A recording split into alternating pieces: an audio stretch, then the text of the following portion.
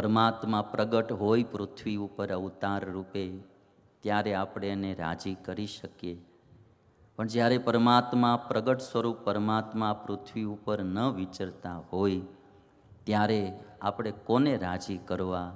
તો એ પરમાત્માને વાલા જે પરમાત્માના આત્માઓ, ભગવાનના ભક્તો, એને રાજી કરો એટલે ભગવાન રાજી થાય. કોઈ પણ નાના મોટા આત્માઓ જે ભગવાનના ભક્ત છે એને રાજી કરો એટલે ભગવાન રાજી થાય.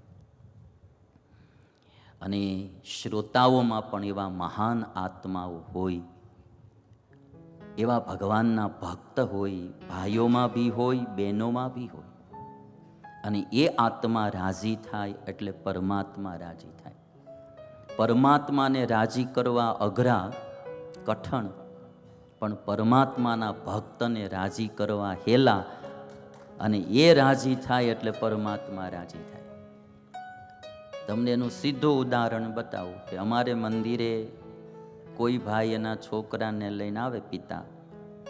હવે એના પિતાને અમે ગમે એટલું દઈને તો એટલા એ રાજી ન થાય. પણ એના છોકરાને લઈને આવ્યા હોય ને છોકરાને એક લાડુડી દઈને ત્યાં છોકરોય રાજી ને એનો બાપોય રાજી. સ્વામી અમારા છોકરાને લાડુડી દીધી. હા, એટલા હરખાતા જાય. એક લાડુડીમાં છોકરોય રાજી થઈ જાય ને બાપાય રાજી થઈ જાય. બાપાને 2 લાડુડી દ્યો ને તો એટલા રાજી ન થાય. તમને આ પોઈન્ટ સમજાણો? એમ ભગવાન બાપા છે અને ભગવાનના ભક્ત ઈ એના છોકરા છે. ભક્તને રાજી કરો એટલે ભગવાન રાજી થાય. એટલે તો હું બધા ભક્તોને રાજી કરવાની મહેનત કરું. અમારે સ્વામિનારાયણ સંપ્રદાયમાં ઘણા વિભાગો, શાખાઓ, પ્રશાખાઓ છે. કોઈને એમ લાગતું હોય કે આટલી બધી શાખાઓ શું કરવા? હું એવું કહું કે આસો પાલવ જો સીધો હોટો જાય ને તો એને છાંયડે એક જ જણો રહી શકે. અને જો એ ઘેઘૂર વડલાની જેમ આમ શાખાઓ ફેલાવે, હજારો માણાને છાંયડો આપે. આમાં કંઈ ખોટું છે જ નહીં. એક જ થળિયું જાય સીધું આસોપાલવનું, એમાં એક જ જણો છાંયડે, 2 જણા છાંયડે રહી શકે. એનો લાભ 2ને જ મળે. અને શાખાઓ ફૂટે, ઘેઘૂર વડલો બને ભાઈ, તો એની છાયામાં હજારો લોકોને આશ્રય મળે. એટલે મેં તો મારા જીવનમાં એવું રાખ્યું છે કે કોઈ પણ ભગવાનનો ભક્ત હોય ત્યાં આપણે જાવું અને એને રાજી કરવા. બહુ પક્ષીને મારા તારીમાં પડવું નહીં. બધા ભગવાનના દ્રષ્ટિ જોઈએ, ભાવના જોઈએ, ભક્તિ જોઈએ. દાદા ખાચરના દરબારમાં એક ડોશીમાએ ચોરી કરી સ્વામિનારાયણ ભગવાનની હયાતીમાં 200 વર્ષ પહેલાં. અને ડોશીમાં ચોરી કરી અને ગઢડા બારા જવા જાય. જે રસ્તે જાય ને ત્યાં હામાં સ્વામિનારાયણ માણકી ઘોડી લઈને આવતા દેખાય. જે રસ્તે જાય સ્વામિનારાયણ માણકી ઘોડી લઈને આવતા દેખાય. ડોશીમાને એમ થયું દાદો છોડશે પણ આવડો આ નહીં છોડે. હા, હવે આ પકડી જ લે.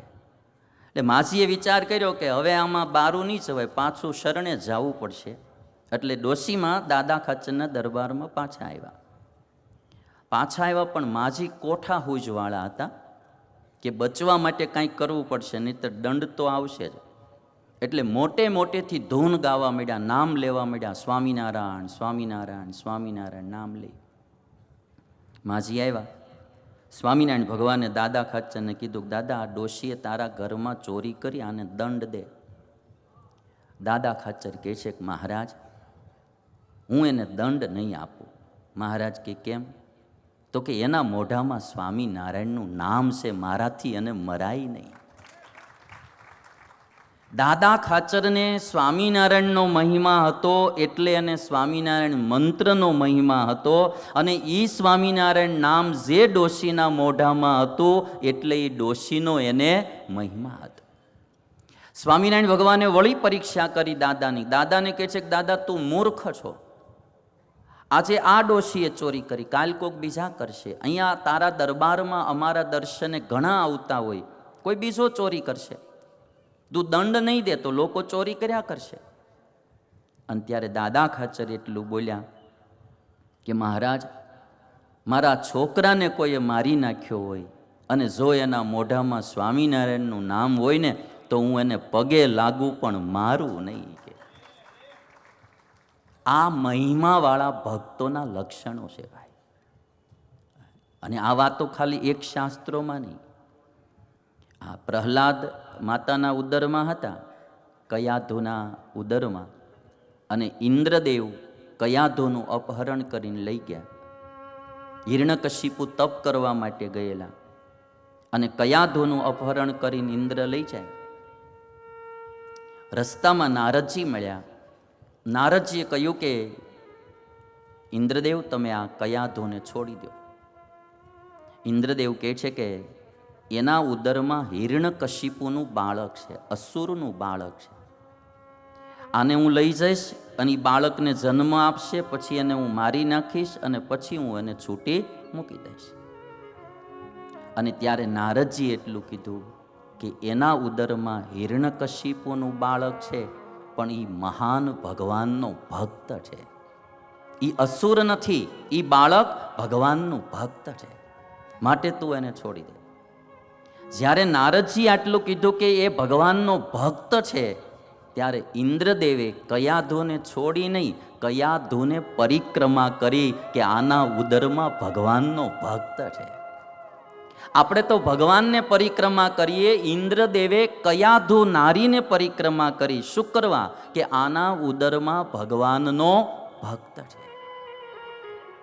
જો આ મહિમા ભક્તનો આવે, પણ એ કોને આવે? ભગવાનનો મહિમા હોય તો જ ભક્તનો મહિમા આવે. એટલે મારે તો સ્વામિનારાયણના અનુયાયીઓને કહેવું કે ક્યાંય તિલક ચાંદલો ભાળો ને મારા બાપ, હાથ જોડજો, આ સ્વામિનારાયણનો છે. ખોટા રાગ દ્વેષને મારા તારી કરવી. આ કોઈ પણ સાધુ જોઈએ, ભગત જોઈએ તો એને રાજી કરવા.